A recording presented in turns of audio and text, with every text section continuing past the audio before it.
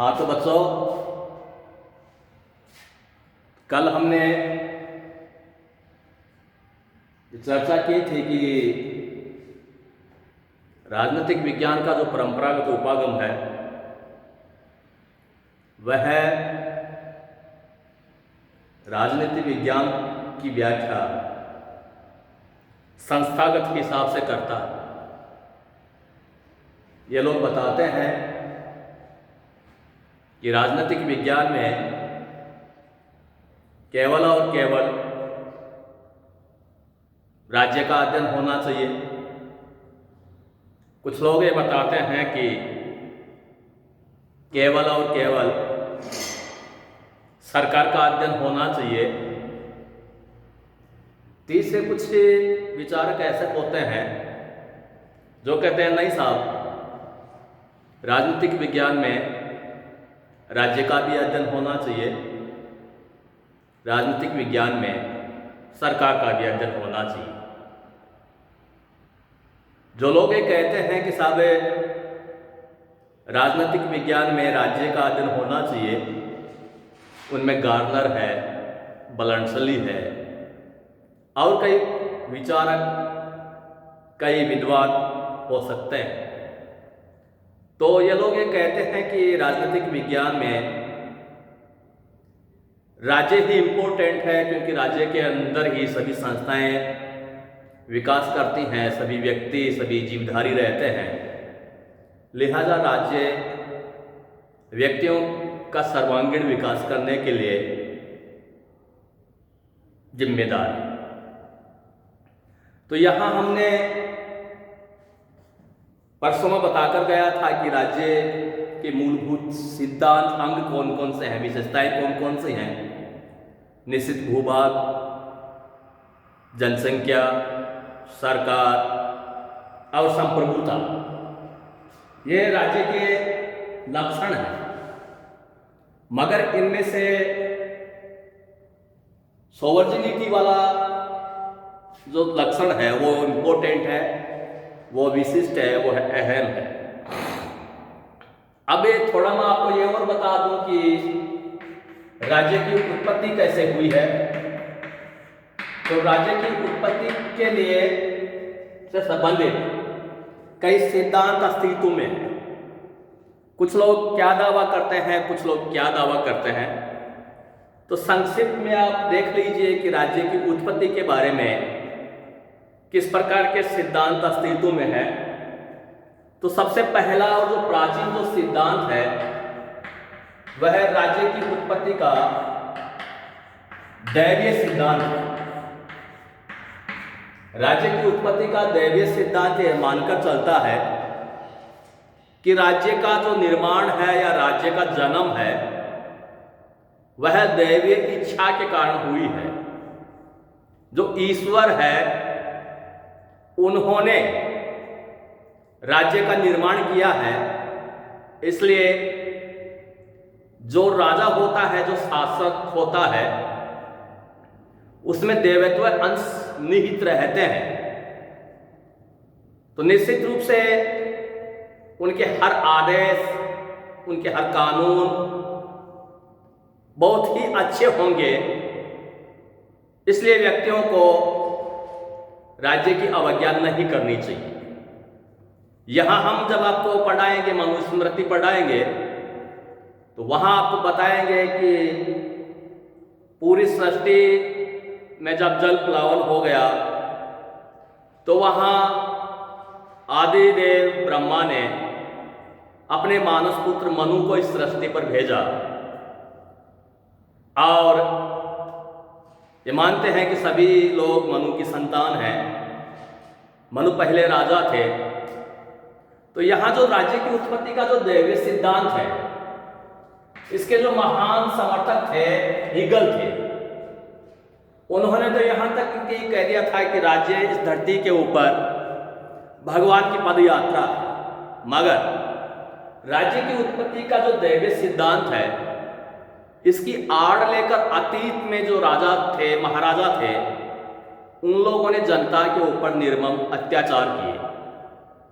उन्होंने यह कहना शुरू कर दिया, उनको यह बहम हो गया कि वो देवत्व इच्छा का प्रतिनिधित्व करते हैं या उनमें देवत्व अंश है, और जो शेष जनता है वो उनके लिए उनकी आज्ञाकारी है।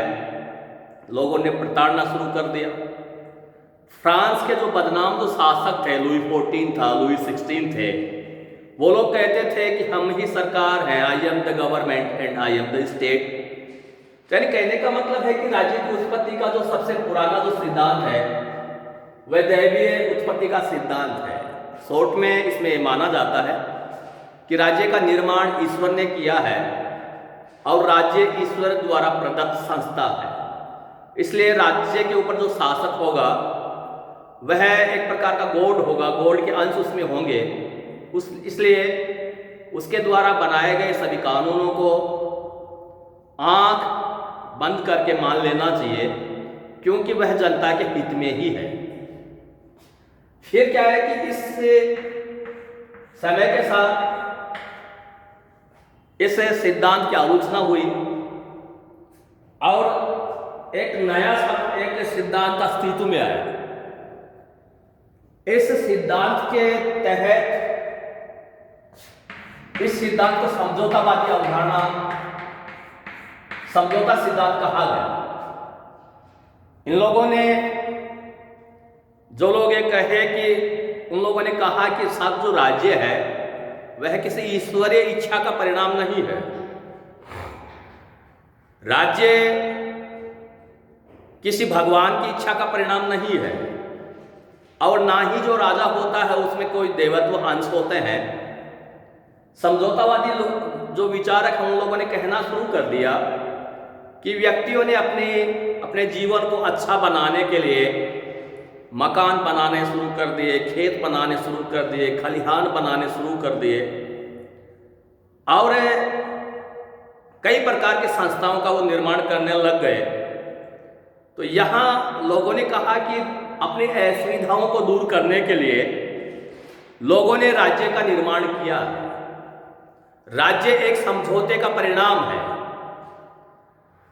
कि कॉन्ट्रैक्ट, राज्य समझौते का परिणाम है, न कि दैवी इच्छा का परिणाम। जो लोग ये कहते हैं कि राज्य समझौते का परिणाम है, उसमें प्राचीन जो भारतीय जो चिंतक हैं, जिनमें कौटिल्य को शामिल किया जाता है, कौटिल्य समझौतावादी सिद्धांत के समर्थक थे। उसके बाद में फ्रांस का रूसो, जो जो प्रत्यक्ष प्रजातंत्र के उपासक थे, वहाँ इंग्लैंड के जॉन लॉक, होब्स, ये लोग ये मानते थे कि सब राज्य समझौते का परिणाम है। लोगों ने अपने कष्टों को दूर करने के लिए, असुविधाओं को पाने के लिए, अपने जीवन को सुरक्षित रखने के लिए, अपने अधिकारों के अस्तित्व को बनाए रखने के लिए उन लोगों ने राज्य का निर्माण किया। अब इसके बाद भी कई सिद्धांत उभर सामने आते हैं, जैसे बल सिद्धांत है, मातृत्व सिद्धांत है, और उसी के तहत एक लास्ट का एक जो सिद्धांत है वो विकासमय सिद्धांत है। तो सभी जो सिद्धांत हैं उनमें सबसे जो प्रमाणिक जो सिद्धांत है वह विकासमय सिद्धांत माना जाता है। विकासमय सिद्धांत के हिसाब से ये कहा जाता है कि राज्य एक निरंतर क्या है कि विकासमय संस्था है। समय के साथ क्या है कि इसमें विकास होता गया, जैसे एक जीव का विकास होता है, एक अंक का विकास, दूसरे अंक का विकास, उसी प्रकार से राज्य एक विकासमय संस्था है। तो यहाँ अगर कोई प्रमाणिक और वैज्ञानिक जो सिद्धांत माना जाए तो वो चौथे नंबर वाला है कि राज्य की उत्पत्ति का जो विकासमय सिद्धांत है वही सबसे प्रमाणिक है। तो यहाँ बच्चों मैंने बताया कि राज्य क्या है, राज्य के क्या क्या लक्षण हैं। राज्य के लक्षण है निश्चित भूभाग होना चाहिए उसके पास जनसंख्या होनी चाहिए, उसके पास सरकार होनी चाहिए, उसके पास संप्रभुता होनी चाहिए। इसके साथ ही साथ मैंने आज आपको यह भी बताया है कि राज्य की उत्पत्ति के कई सिद्धांत हैं। जब हम राज्य को नहीं समझ पाएंगे, राजनीतिक विज्ञान को नहीं समझ पाएंगे, इसलिए राज्य की उत्पत्ति के कई सिद्धांत हैं। जैसे सबसे पहला और जो प्राचीन जो सिद्धांत है उसे राज्य की उत्पत्ति का दैवीय सिद्धांत कहा जाता है। उसके बाद में समझौतावादी विचारक आते हैं। वो लोग ये दावा करते हैं, वो लोग तर्क देते हैं कि राज्य समझौते का परिणाम है।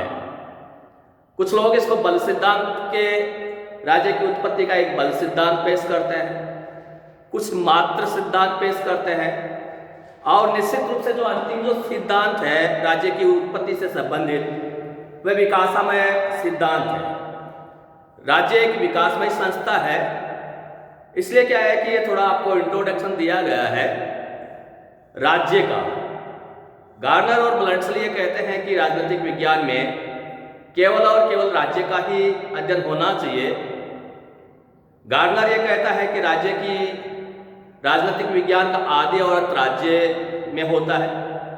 ब्लंट्सली ये कहता है कि इसमें हम देखते हैं कि राज्य क्या है, इसके मुख्य लक्षण क्या हैं, उत्पत्ति कैसे हुई, ये क्या क्या कार्य करेगा आदि। तो आज इतना ही। कल जो क्लास होगी उसमें जो पहला चैप्टर है राजनीतिक विज्ञान का जो परंपरागत उपागम है उसको पूरा करने की कोशिश करेंगे। धन्यवाद।